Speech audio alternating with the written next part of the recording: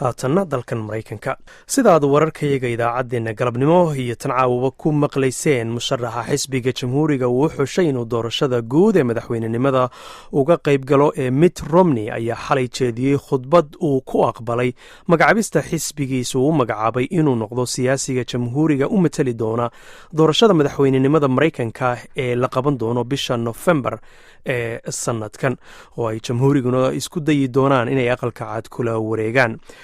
cabdiraxmaan yabarow oo ka tirsan lanta af soomaaliga ee v o eda ayaa dhambaalkan washington noogu diyaariyey. mitt romney ayaa qaatay magacaabistii xisbigiisa isagoo khudbadiisa toos ugula hadlay dadka uu u arko in ay ka qalbi jabeen ballanqaadyadii uu madaxweyne obama siiyey 4 sano ka hor, waxaana uu romney si weyn ugu dooday in sanooyinkii lasoo dhaafay dadweynaha maraykanka ay sabir badan muujiyeen laakiin aysan intaasi ka badan dul qaadan karin. America's been patient. Americans have supported this president in good faith. maraykanku dulqaad ayay u muujiyeen, maraykanku qalbisami ayay madaxweynaha ku taageereen, laakiin maanta waxaa yimid wakhtigii boggaasi la rogi lahaa. maanta waxaa yimid wakhtigii aan isdhaafin lahayn qalbijabyadii lasoo maray 4 sano ee lasoo dhaafay. khudbadda mitt romney waxa ay ugu dambaysay khudbado socday 3 maalmood oo lagu soo bandhigay shirweynaha sanadka doorasho ee ay xisbiga jamhuurigu qabteen sanadkan kuna qabteen magaalada Tampa ee gobolka Florida.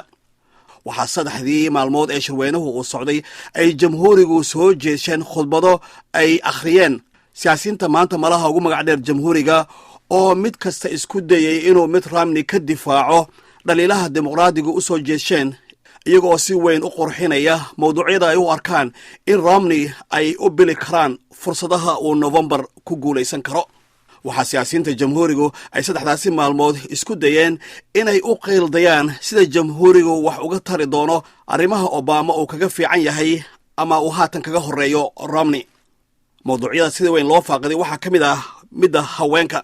maanta haddii doorashadu ay dhici lahayd, haweenka maraykanka intooda badan waxay u codayn lahaayeen madaxweyne Obama, iyadoo saadaalihii ugu dambeeyey aftidii la qaaday qaar ka mid a ay tirada gaadhsiinayaan 51% inay Obama la jiraan, halka mitt romneyna uu ka haysto 42. dhinaca kale, qowmiyadda latinoska oo codkooda si weyn maanta loogu baratamayo oo ah kuwa labaad ee ugu badan markii tirada guud ee maraykanka laga hadlayo, ayaa ra'yi ururintii ugu dambaysay ee telefishinka ABC uu qaaday dhowaan waxa ay muujisay in 3 qof ee latinoska ama Spanish ah ee meel marayaba 2 ay haatan Obama la jiraan. isagoo haddaba og loolanka noocaas ah ayuu mitt romney hadalkiisii u qaybiyey qaybo oo ku ballanqaadaya shaqooyin badan oo uu soo kordhin doono iyo inuu si weyn wax uga qabanayo nolosha dadka shaqala'aantu ay ku ragaaday. xataa marka uu soo hadal qaadayo waxqabadka Obama oo romney uu ogsoon yahay in looga horeeyo sida dilkii Osama bin Laden oo kale, waxa uu romney ka daba tuurayay dhaliilo uu taasi ku burburinayo. Every American was relieved the day President Obama gave the order and SEAL Team 6 took out Osama bin Laden. qof kasta oo maraykan uu nafisay maalintii uu madaxweyne Obama amarka siiyey kooxda C6 inay Osama bin Laden ka taqalusaan. laakiin dhinaca kale, qof kasta oo maraykan maanta amaankii uu hore u haystay mid ka yar ayuu ku naaloonayaa.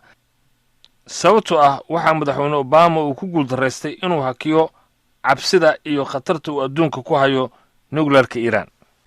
si kastaba ha ahaatee, waxaa xalay romney uu aad ugu dadaalay inuu dadweynaha ku soo leexsado duruufaha dhaqaale xumo ee haatan jira iyo shaqala'aanta baahsan ee meelo badan oo maraykanka ka jirta.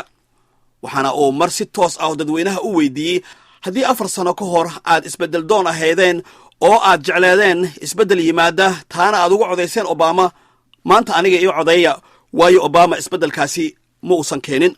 gabagabadii khudbadiisa waxa uu romney malaayiintii maraykanka ee shaashadaha telefishinada ka daawanayay uu ku dardaar wariyey in guulihii maraykanku ku caanbaxay aysan godmadow ku dhicin oo weli ay hor yaallaan fursado dib loogu hanan karo mustaqbalka shacabweynaha maraykanka iyo adduun weynuhuba ay maraykanka sida weyn uga sugayaan. That future is out there. It is waiting for us. Our children deserve it. Our nation depends on it. mustaqbalkaas horteena yaalla annaguna sugayaa. carruurtayadu way istaahishaa inay hesho. qarankeenna ayaa ku tiirsan nabadda iyo xorriyadda caalamka ayaa weydiisanaysa. taageeriddiinna ayaan ku keeni karnaa mustaqbalkaasi.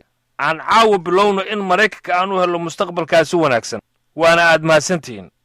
toddobaadka soo socda waxaa bilaabmaya shirweynaha xisbiga dimuqraadiga uga jawaabi doono midkii xalay jamhuuriga u dhammaaday. waxaana hubanti ah in madaxweyne obama iyo siyaasiyiinta kale ee dimuqraadigu u soo xushaan inay khudbeeyaan ay isku dayi doonaan inay la shar yimaadaan doodo iyo khudbado kulul oo ay ugu talagalayaan inay ku nadiifshaan daadkii uu jamhuuriga ku soo butaacshay aqalka cad toddobaadkan. aad buu mahadsan yahay cabdiraxmaan yebrow ayaa warbixintaasi magaaladan washington inoo